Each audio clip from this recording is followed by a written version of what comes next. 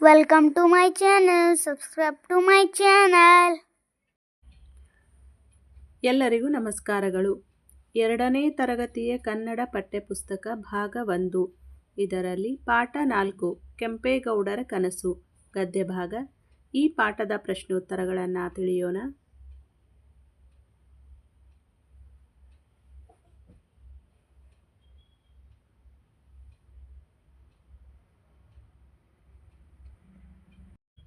ಪದಗಳ ಅರ್ಥ: ಕಸಬು ಉದ್ಯೋಗ, ಗುಡಿ ದೇಗುಲ, ತವರೂರು ಹುಟ್ಟಿದ ಊರು. ಗಮನಿಸಿ ತಿಳಿಯಿರಿ. ರಾಜಧಾನಿ ಒಂದು ರಾಜ್ಯ ಅಥವಾ ದೇಶದ ಮುಖ್ಯ ಆಡಳಿತ ಕೇಂದ್ರ, ಇದಕ್ಕೆ ರಾಜಧಾನಿ ಎನ್ನುವರು. ಕಾವಲು ಗೋಪುರ ಶತ್ರುಗಳು ಬರದಂತೆ ಊರನ್ನು ಕಾಯಲು ಎತ್ತರದ ಜಾಗದಲ್ಲಿ ಕಟ್ಟಿಸುವ ಗೋಪುರ. ಅಭ್ಯಾಸ: ಈ ಪ್ರಶ್ನೆಗಳಿಗೆ ಉತ್ತರ ಹೇಳಿ. ಪ್ರಶ್ನೆ 1. ನಮ್ಮ ರಾಜ್ಯದ ರಾಜಧಾನಿ ಯಾವುದು?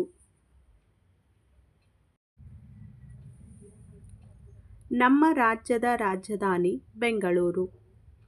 ಪ್ರಶ್ನೆ 2. ಕೆಂಪೇಗೌಡರ ಮೊದಲಿನ ರಾಜಧಾನಿ ಯಾವುದು? ಕೆಂಪೇಗೌಡರ ಮೊದಲಿನ ರಾಜಧಾನಿ ಯಲಹಂಕ. ಪ್ರಶ್ನೆ 3. ಕೆಂಪೇಗೌಡರು ಬೆಂಗಳೂರನ್ನು ಏಕೆ ಕಟ್ಟಿಸಿದರು? ಉತ್ತರ: ಕೆಂಪೇಗೌಡರು ಕನಸಿನಲ್ಲಿ ದೇವಿ ಕಾಣಿಸಿಕೊಂಡು ಮರೆಯಾದ ಕಾಡಿನಲ್ಲಿ ಒಂದು ನಗರವನ್ನು ಕಟ್ಟಬೇಕೆಂದು ಪ್ರೇರಣೆ ಸಿಕ್ಕಿದ್ದರಿಂದ ಬೆಂಗಳೂರನ್ನು ಕಟ್ಟಿಸಿದರು.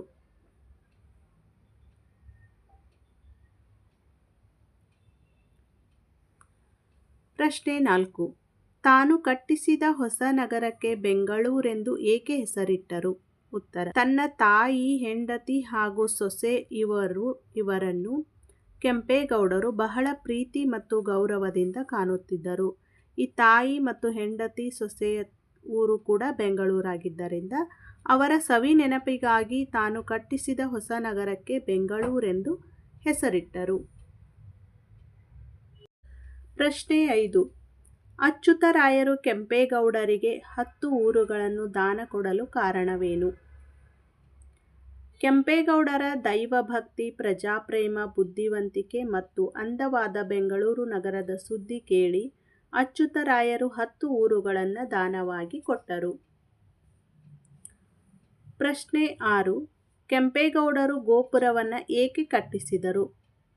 ಕೆಂಪೇಗೌಡರು ಶತ್ರುಗಳಿಂದ ರಕ್ಷಣೆಗಾಗಿ ಕಾವಲು ಗೋಪುರಗಳನ್ನು ಕಟ್ಟಿಸಿದರು. ಈ ಕೆಳಗಿನ ವಾಕ್ಯಗಳು ಸರಿ ಅಥವಾ ತಪ್ಪು ಎಂಬುದನ್ನು ಗುರುತಿಸಿ. ವಿಜಯನಗರವು ಕೆಂಪೇಗೌಡರ ರಾಜಧಾನಿಯಾಗಿತ್ತು. ಈ ವಾಕ್ಯ ತಪ್ಪು. ಶಿವಸಮುದ್ರದ ಕಾಡಿನಲ್ಲಿ ಹೊಸ ನಗರವನ್ನು ಕೆಂಪೇಗೌಡರು ಕಟ್ಟಿಸಿದರು. ಸರಿಯಾದ ವಾಕ್ಯ. ಹೊಸ ನಗರವನ್ನು ಕಟ್ಟಲು ಪ್ರೇರಣೆ ಸಿಕ್ಕಿದ್ದು ಒಂದು ಕನಸಿನಿಂದ. ಸರಿ. ಕೆಂಪೇಗೌಡರ ತಾಯಿಯ ಊರು ಬೆಂಗಳೂರೆಂಬ ಹಳ್ಳಿ. ಸರಿ.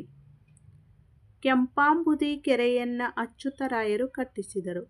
ತಪ್ಪು.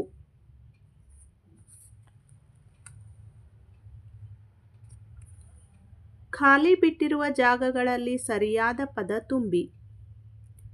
ಕೆಂಪೇಗೌಡರು ಪ್ರಜೆಗಳನ್ನು ತನ್ನ ಮಕ್ಕಳಂತೆ ಪ್ರೀತಿಸುತ್ತಿದ್ದರು.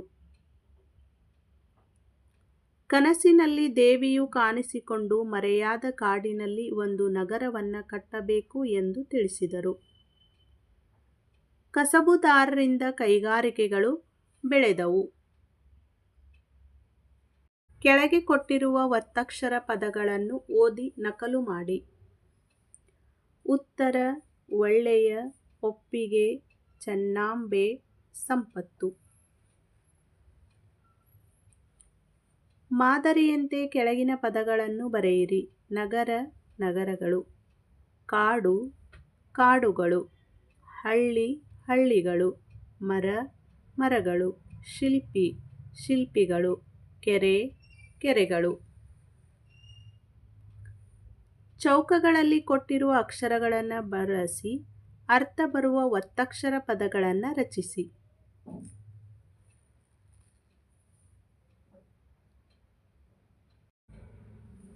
ಹಳ್ಳಿ, ಸುಗ್ಗಿ, ಶಿಲ್ಪಿ, ಹಗ್ಗ, ಸುದ್ದಿ, ಮಂತ್ರಿ, ಹಗ್ಗ, ಅಚ್ಚುತ. ಕೊಟ್ಟಿರುವ ವಾಕ್ಯಗಳನ್ನು ದುಂಡಾಗಿ ನಕಲು ಮಾಡಿ. ಕಾಡಿನ ಉತ್ತರಕ್ಕೆ ತುಸು ದೂರದಲ್ಲಿ ಚಿಕ್ಕ ಹಳ್ಳಿ ಇತ್ತು. ಹಳ್ಳಿಗಳ ನಡುವಿದ್ದ ಕಾಡಿನಲ್ಲಿ ಬೆಂಗಳೂರು ಹುಟ್ಟಿತು. ಪ್ರಜೆಗಳನ್ನು ತನ್ನ ಮಕ್ಕಳಂತೆ ಪ್ರೀತಿಸುತ್ತಿದ್ದರು.